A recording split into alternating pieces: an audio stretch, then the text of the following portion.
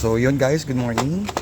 Ito na, magte-testing tayo ng Cymarigs 3DP slide and 3DP BBH. Ayan. So kung makikita nyo, ayan yung 3D front na variant ng nozzles. AIP V Gen 4, Gen 3 sorry, and V Gen 4. Ayan. So meron rin tayong tatlong unit dito. Puro siya V. One is Gen 3. Ito, unit by Sir Tito Burger, and unit by Brian Canlas, and my personal unit yung 4 series. Ayan. So testing natin siya kung ano magiging labas, at pagpapalit-palitin rin natin siya kung working. So yun nga pala guys, etong BBH natin sa slide, compatible rin siya sa TM, hindi lang Wii. So pwede mong gamitin yung parts ng, let's say na nozzle mo sa TM. So ayan, testing na natin. So first na ito-test natin is yung G34 slide with AIP na loading nozzle.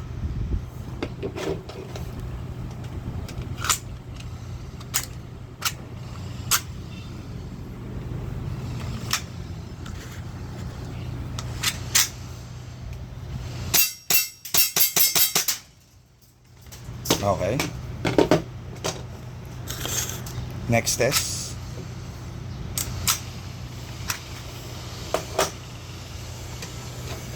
Is the Gen 3 slide with Gen 3 loading nozzle. Wii.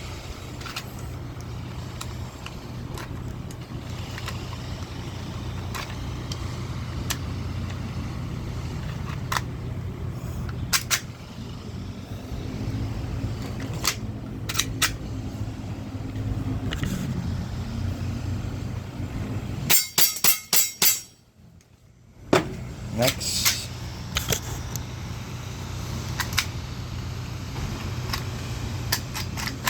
is the Gen 4 slide. Ito ay merong Gen 4 na Wii loading nozzle.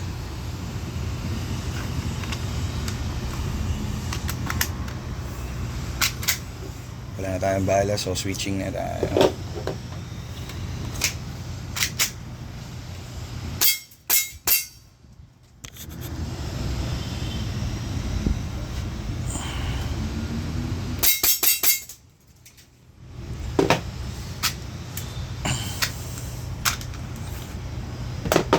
So testing naman natin ibang frame.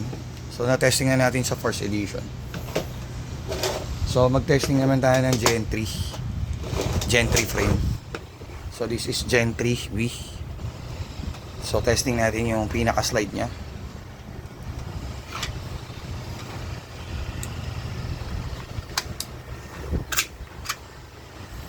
Loaded. Yes, it's loaded.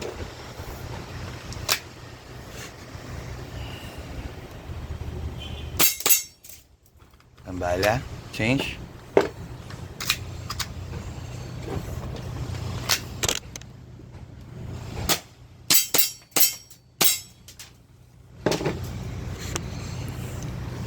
So palit naman tayo using Gen 4.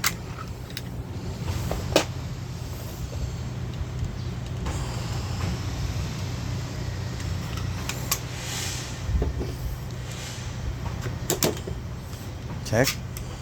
Loaded. Kaya na rin tayong bala.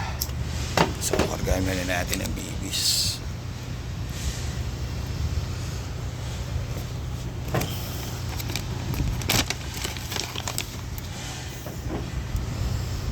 Kaya natin ang 5 shots.